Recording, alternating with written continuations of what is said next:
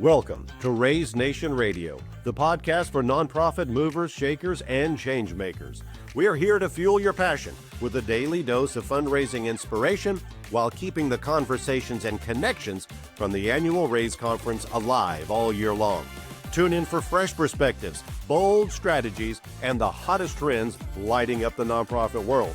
Whether you're just starting out or a seasoned pro, buckle up.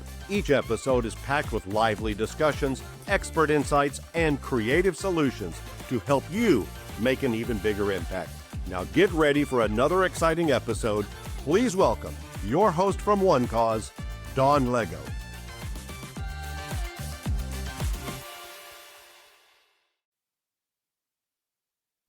Well, welcome back to Raise Nation Radio. We are so glad you're joining us today. Thank you for being a fan and making the show so popular. And you know, whether you've been with us from the beginning or you're just tuning in for the first time, we love connecting with you on this channel. And today's episode promises to be a meaningful one. It'll be filled with insightful stories and conversations with our incredible guests. So without further ado, we're talking to Boardable today. Have you heard of Boardable? Well, if you haven't, you need to. And Jeff is with us from Boardable. Jeff, hi. Welcome to Raise Nation Radio. Hi, Don. So happy to be here. Yeah, well, why don't you? I know you, and I know your team well, and Jenny and everybody there at Boardable, thinking that most of the nonprofit space knows Boardable as well. In case they don't know you or they don't recognize that name, can you give us the elevator pitch? Introduce yourself, Boardable, what you do there, what Boardable does, and anything personal you want to share. We want to get to know Jeff. Fantastic. Would love to. So Boardable was born many years ago out of a partnership with United Way, particularly here in central Indiana. I did not know that. Yes. Okay. Yeah. So we're very, very familiar with the fundraising challenges and particularly the board challenges, which is how we got started with them. They have many board members and they were really struggling with driving engagement, and then a lot of one-off communications, and they have a very, very large board. And so 40, 50, sometimes up to 80, they fluctuate quite a bit. And they just said, hey, we need help. And so can you help us do a board portal? Can you help us streamline communication? Just simply scheduling a meeting, right, was a big deal. And out of that partnership was born Boardable. Turns out all nonprofits have that challenges, or almost all of them, regardless of size. And we said, hey, we think there might actually be an opportunity here to help more than just United Way. So great friends of ours, and so far a great partnership. But we have thousands and thousands of other nonprofits that we get to work with every day, and we love it. And for me, I found Boardable after it had gotten started, because I myself have started a nonprofit. I've served on nonprofit. Is that nonprofit still active? Well, it took a little hiatus during COVID. Didn't we all? Yeah. Yes. Yeah. And probably like a lot of our audience here, COVID presented some fundraising challenges. And so we've kind of put that on pause a little bit. I am still keeping it going. We definitely focus on digital engagement, particularly with churches, with large memberships, and it's a fun organization, but it is like I said, a little bit on a hiatus while we're going to make Boardable amazing, and then we'll see where that goes a little bit later. So and then I've served on for-profit boards as well, and we could kind of talk about some of the similarities between the two, and probably even a lot of differences. A lot of board members out there probably serve on both, and they probably try to treat them the same, but they actually turn out to be quite different. So we can jump into that a little bit later as well. But yes, Boardable, we love working with boards, and always out there to help them with engagement, logistics, productivity, all those things that come along with that. That's an interesting statement. We love working with boards. I'm not so sure that a lot of executive directors out there would say the same thing. Sometimes that could be, challenging relationship, but I think we'll get into it. But by the way, we're twinning, right? So We are. I have my One Cause. We're going to have to swap. I'm going to have to get you a One Cause, and you're going to have to get me a Boardable, because we have pretty cool and similar swag. So We do. I need more One Cause swag. So yeah, everybody send it needs my more way. One Cause Yeah. swag in their life. So, all right, let's get into it, because the relationship between nonprofit organizations and their board is interesting. I'll just leave it at interesting. So I'm going to hit you with the hard question. Just how can it be more collaborative, especially when it comes to the decisions that need to be made to grow the impact, financial decisions, tech decisions, programming? We need to be on the same side, right? Not on opposite sides. So what advice can you give to our audience who's probably listening very intently right now about just having a more collaborative atmosphere? Yeah, yeah. Well, first, it has to be centered around a passion for the mission, right? As long as everyone is aligned that, hey, this is what we as a nonprofit are trying to change in the world for the positive. As long as everyone's aligned on that, you have the foundation to be a great organization and have a great relationship with your board. Now, you might disagree on some of the hows of how you're going to make that mission happen, but it's key that you have a passion for it. And sometimes I find that a lot of board members tend to be more of your primary donors, right? And it gets to be overly fundraising index, and you need a good mix of both. But when it's not all about the mission in the end, that's part of it. The second thing that I think a lot about is when board members join the nonprofit, a lot of times they don't really know what role they're supposed to play. So if you don't, especially as an executive director, if you don't set the pattern or the expectations right up front, how much commitment are you looking for? What kind of outcomes do I need you to help me with? Whether it's I need help with budget, I need help with contracts, I just need help with just keeping an eye on things and bylaws and governance and all those things. You need to set those expectations first. We typically find, particularly, how board terms every year or two, people swap in and out, which they should. There's just a lot of consternation because you got a new group of people and they, without a lot of direction, just kind of go all over the place. And so it's important to kind of set up expectations with board members and define their role. They all have a passion, hopefully, but if you're not aligned, there's some challenges there. So set that up right up, and then things tend to go pretty well from there. Yeah. And is that something Boardable helps with? Yeah. So most of people's first introductions to Boardable is, of course, sign in and here's your board portal. But at the top of your experience there is always the missions always up front and the big goals that you have for your organization, whether they're tactical things for this quarter, for this year, or just the mission itself. But it also kind of walks you into, well, first off, there's probably some conflict of interest things and some introduction things that we'll walk new board members through.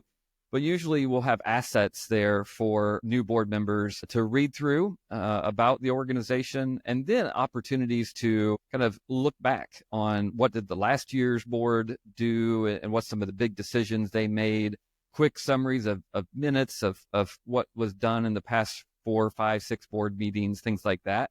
Those are good introductions. But if you just kind of jump into your first board meeting and don't kind of go through that for an hour or two, you kind of feel lost and it may kind of set you on the wrong trajectory early on. So yeah, we love to help you with that. And then we help you kind of stay connected. We have a lot of communication tools built into Boardable. So whether you like apps on your phone or text messaging or email or any other sort of modalities, we try to keep you connected regardless of how you like to use technology. Or where your board members are at, because everybody communicates differently. That's right. Even in my own house, we're a family of 4 and we all have our communication preferences. So I could imagine with a board, this is very interesting. What I'm hearing, Jeff, is that there's just some critical structure pieces up front that are so important that would save you long-term pain, right? Just having those roles and descriptions and expectations set. Like if you're on my board, Jeff, and I think that you're going to raise $50,000 and you walk in thinking that you're going to raise $3,000, we already are have a problem, right? So that's right. I think that what I'm hearing just at the onset is you really want to do a lot of your homework and structure before you even invite that first board to the table. That's right. That's right. You could eliminate some of these, we're on opposite sides kind of problems. That's right. And probably another theme that you're catching here is just that there's a structure into working with your board and even frankly, your staff, right? There's your board's going to be more volunteer driven than your staff is, obviously, but is there structured ways that you make decisions? Are there structured ways that you do priorities? I know, for example, in the boards that I serve on, typically have some sort of system. At Boardable, we use something called the Entrepreneurial Operating System. That sounds very businessy, but it just says, hey, this is what we're trying to do this year, and here's the big rocks that we want to accomplish. And I pulled it into one of our nonprofits, and it has changed the way that we did it, because we have a passion for that mission for sure, but we all have a different perspective on how we're going to get there. And just kind of build some of that structure too of, okay, here's the big objectives for this year. Here's what we're going to tackle this quarter. This is what we're going to talk about in this board meeting. That's critical. And it just makes things smoother. But if you're, especially from some of our executive director friends here, if you're just going to throw over a 500-600 page board packet, nobody's reading that, right? No one's right. reading that, and you don't share an agenda, and you kind of show up at a board meeting. Yeah, you might actually see your board as a negative. And so if you don't kind of set those things up, structure, getting your board members going early, you might have some challenges. But otherwise, boards are helpful, right? Yes, and you need to look at they're them that designed to way. be helpful, Yes, right? Yes. So I heard you mention something about volunteer board members. So that's really hard, right? I mean, we're all busy people, right? And we have good intentions. And sometimes we take things on thinking, but they're volunteer. Oh my gosh, it's such a balance. How can nonprofits motivate and engage those volunteer board members that, they did have the best of intentions, but perhaps they're not bringing exactly everything that we need them to bring to the table? What are some strategies there that we could share with our audience about engagement? Yeah. I think above all, they have to see the impact that they're making. And it's easy to get burnt out, right? And we could talk about all sorts of things. I know my wife serves on a sports board, and that's a nonprofit structure itself. And, she has about 3 months, and then she gets burnt out as well. And so if she can't see the kids growing and making a difference in that community, that's you can get burnt out pretty quick. So be able as a board member to see the impact you're having. And sometimes that's hard, right? You're helping balance a budget. You're helping do fundraising. You might even be reviewing contracts, and it's kind of hard to connect those things to the impact that you're having. I recently had a great conversation with the ALS, one of our great customers, and they have built something really interesting in their organization. They call it the Passion Index. I asked them if I could steal this, and they said I could. So thank you, ALS. Yes, thank you, ALS. And what a wonderful organization. But they it's a two-way thing where they kind of show the Passion Index as a group. So, hey, as a board, and they kind of give it a A, B, C, kind of a simple thing. And then they also kind of give it to individuals, and they celebrate board members that have a huge passion for what they're doing, and then tying that passion back to the big impact that's being made either locally or ALS is a large organization, so across the world. But to celebrate your board members is critical as well. And then I'll end with this, which is somewhat controversial in some nonprofits. I think controversial things on Raise Nation Radio. No kidding.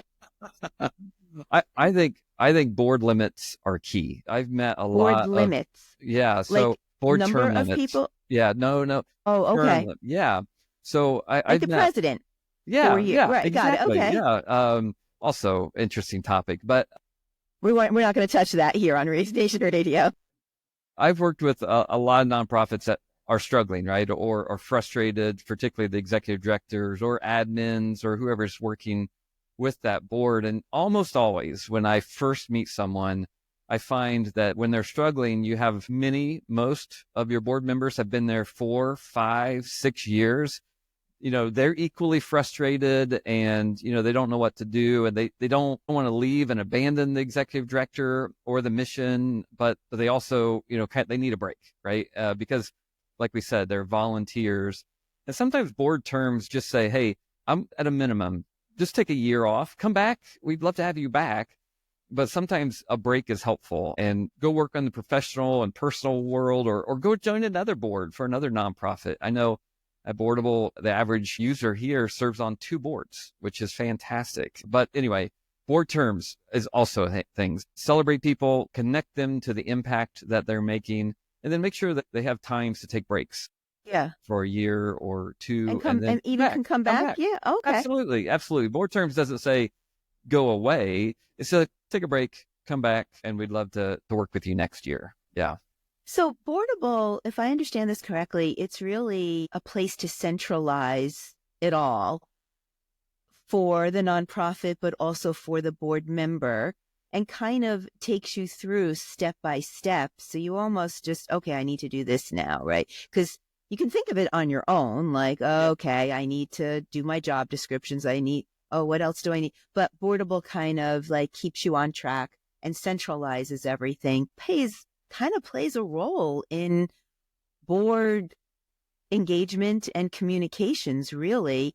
I know if I was a board member and I had to deal with a phone call that I got, a text, an email, a document that I saved to my hard drive, a piece of paper that I got at a meeting, I'd probably I would want everything centralized where I can go to just one place. So that's what you do, right? Yes. And how important do you see that tech? And can you give us an example of a success story? Maybe if you could think of somebody, we love the ALSs of the world. We love, the United Ways of the world, but we do have audience members of all shapes and sizes. Right. So let's maybe pull out something that might be not such a large scale nonprofit that you could think of. Yeah, absolutely. So I think, technology plays a role, and that's what we try to set out to do. And we probably have 2 primary ways that we do that. One is we try to set a life cycle on the board, and whether it's a monthly or a quarterly, but usually centered around the board meeting.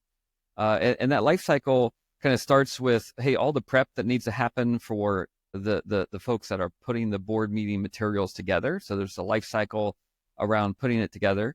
Then there's the next step would be sharing that out, whether it's pre-reads, whether it's a full board packet, whether it's just an agenda and there's some collaboration with maybe an executive committee or something like that.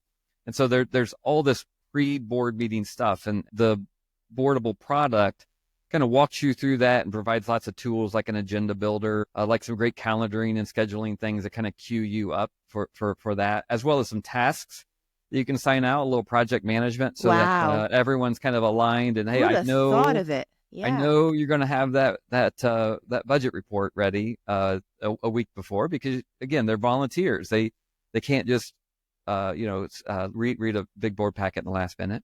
Then in the middle, right, having the board meeting itself, you mentioned before, they're not maybe all in the same place. I think 90 or more % of our boards meetings are hybrid. So some people in the room, some people on video conference. And so a lot of Boardable technology kind of brings that all together. And a good story of that was the Fort Wayne Library here in Indiana. Of course, people grow up in their local library like they did in Fort Wayne, but people move away, but still have a passion for that library. They remember reading books and sitting in that corner and just taking adventures through what's in the library. But they move away, but they wanted to be a part of it. A lot of board members in California and Maine and all over the world, they wanted to come back and contribute. And so they brought on Boardable, and now they can have meetings with the board packet in front of them, video conferencing, but also people in the same room. Really cool technology to make that happen. And then part of that life cycle to kind of complete that is at the end, there's a lot of follow-up kind of built into Boardable after a board meeting. So were there commitments being made? Do I send the minutes out? And now with the wonderful world of AI, you can go interact with Boardable and the meeting through AI. So you can ask it a question. It's like, hey, what was the most important thing that we discussed? And probably the most popular thing we prompt our users to do is, hey, how could I have done better in that meeting? How could I have participated differently? How could I facilitate that and just get better at being a board member, being an attendee and a contributor to those meetings? So the life cycle of the meetings is one big role that technology plays. Communication is a second big one that we play with a lot of nonprofits. We just had, unfortunately, Jimmy Carter just passed away and had his funeral. One of his nonprofits called Friendship Force is a customer of ours, and they're just a wonderful organization. And they've kind of learned, likewise, communication's difficult. And when you do things individually through email and through text messaging and things like that, it just ultimately all gets lost. And we have a feature, we call it just discussions. It's much like maybe Slack or GroupMe, if some of our audience have used any of those tools. And they've kind of gone and centered on Boardable as the communication device, whether you want to use it, your app or email or on the website. All the conversation goes through Boardable, and it just kind of keeps everyone in sync, and they celebrate everything through Boardable. They share communications and collaboration through those features. And so, yeah, just wonderful, good examples of how technology kind of brings a board together, keeps you centralized on the mission, but also helps you collaborate and move things forward. Yeah. Wow, super exciting stuff. I'll tell you why. I mean, you have a lot of empathy in what you do because you are a board member and you ran a nonprofit. I'm getting it myself because I run a small nonprofit with my daughter. And so, I think we both speak from a place of, empathizing. We want to make sure the nonprofit and their boards are a strong, united, collaborative front, and doesn't always work out that way. But with Boardable, it really would make it easier. I wish I could talk to you for like hours, because I just feel this is such a topic that can strengthen and amplify our nonprofits. But we have a short attention spans, and I think we're going to have to, get you back maybe for a webinar. And I think you're joining us at the RAISE conference in September in San Antonio. We are. Well, thank you for your sponsorship. We can't do it without you. But you'll be there at the sponsor pavilion with a booth, and I assume you'll be happy to talk to as many nonprofits that want to talk to you. And absolutely, yeah, absolutely, and show the beautiful thing about those things is we can show off kind of how these things actually work with technology and boards and show great examples of that as well. And actually, we've kind of embraced that the world of nonprofits is hard to get started, especially with your boards and things like that. And so, everything in our product and on our website, just go out and try it. You can get started for free. We have a free version of our product. And that's part of our mission, right? We understand that we're focused on nonprofits. We ourselves are a business, right? And so we think about growing our business through those ways. Our mission is to help nonprofits maximize their impact. And we know that some folks need all in and everything that we can ever offer. And some things, they just need a little help. And on those little help opportunities, we're all about, a free version and letting you get in and get started. And then hopefully we can find more ways to help. Yeah. I think that's why Boardable and One Cause are friends, because, yes, we are for-profit companies. There's no denying that. We need to pay the electrical bill. Yeah. But, we really have that passion and empathy to help, that the people we serve. We call it here servant leadership. Right. So I love that. Well, I don't want to wrap up without asking a question that just summarize what advice you'd give to our audience that's trying to build a stronger relationship with their boards, and how do they ensure that they're just maximizing their board potential? It's all about driving impact, right? So if they're trying to build a stronger relationship, if they're trying to maximize the potential, can you close us out with what advice that you would give? Yeah, ultimately, it's all about mission and that passion for our mission, like we started. But there's also no substitute for leadership. And a lot of times I get to work with wonderful executive directors and CEOs that have that strong desire to make that positive impact through their mission. And sometimes they get so focused on that they kind of leave the leadership and the direction setting that their organization craves kind of behind, right? And it's all about serving the meals and building the homes and all the other positive, and that's great. That is fantastic. But I encourage all of our leaders to embrace their leadership, because these boards, the board chairs, the committees that go along with it, they need your direction. They need your leadership, and they need the energy that you're going to bring into that organization, and they will follow. And I think when you hear a lot of executive directors kind of struggling with, how do I work with my board? How do I help? How do they help me with getting the nonprofit moving forward? How do I get help with this fundraising?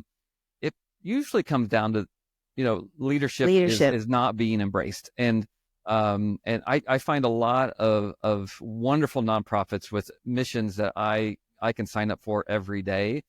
The thing that they're missing is a strong leader. And not everyone is born with perfect leadership skills, even myself, which is hard to look at the mirror sometimes. But there are basic skills that you can learn. And we were talking about some of those early, which is just how do you set goals, and how do you share those goals with everyone else? How do you just be transparent with how we are moving forward with those, and being open and honest with some of the things we're struggling with in reaching those goals, or just in working things through in general? Those are some basic leadership skills that are important to have. And looking at it that way instead of an adversarial relationship is critical to the success of working with your board, but also reaching your mission, because in the end, that's what it's all about.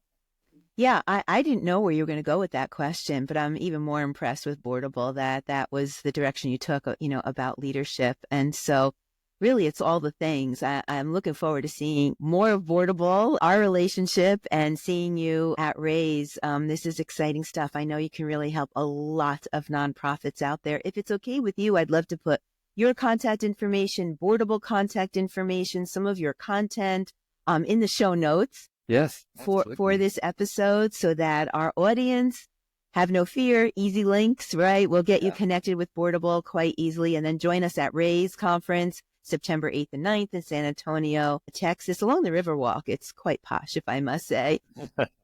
And then you can talk to Boardable there. But don't be a stranger, Jeff. I really, truly love what you're doing, the empathy and passion behind your mission, and the empathy and passion and leadership that you infuse into this nonprofit community. Your team is great. Jenny's great. Everybody I talk to at Boardable is wonderful. So we hope that you continue being a friend with One Cause, and look forward to an exciting year together. So I really appreciate you joining us today. Well, thank you, Don. This has been my pleasure, and what a delight. Oh, good to hear. Well, stay tuned, audience. This was Jeff. It's Middlesworth. Is that right? You got it. Okay, Jeff Middlesworth from Boardable. Thanks to the Boardable team for just sharing their time and expertise. And you really do want to look into Boardable. It's just going to make your board relationships, centralized communication, and engagement that much easier. We all need this. So work smarter, not harder. And all the links that you need are in the show notes. So stay tuned for some commercials coming up. And as always, stay fearless, and thanks for joining us today.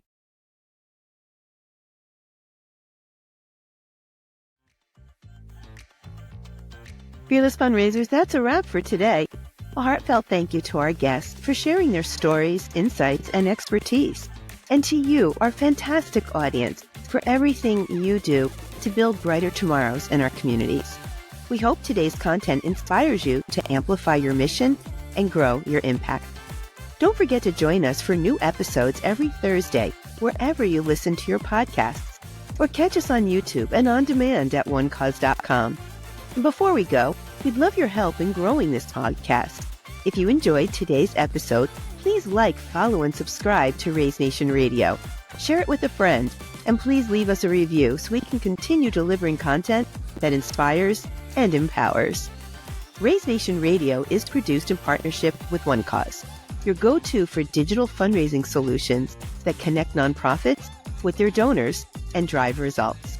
Visit onecause.com or scan the QR code to schedule a one-to-one with their fundraising experts and explore the latest tools and innovations to help you reach more and raise more. Plus, be sure to check out their extensive catalog of free resources to support your mission. All the links are in the show notes. Raise Nation Radio is inspired by the annual Raise Conference, presented by One Cause. We'd love to see you in person at the next Raise event in September. It's a 2-day experience featuring over 35 CFRE accredited sessions, dynamic speakers, and the latest innovations from our sponsor pavilion, and priceless networking opportunities. And while you're there, don't miss the Fearless Fundraiser Party. It's where memories are made and lifelong friendships are formed.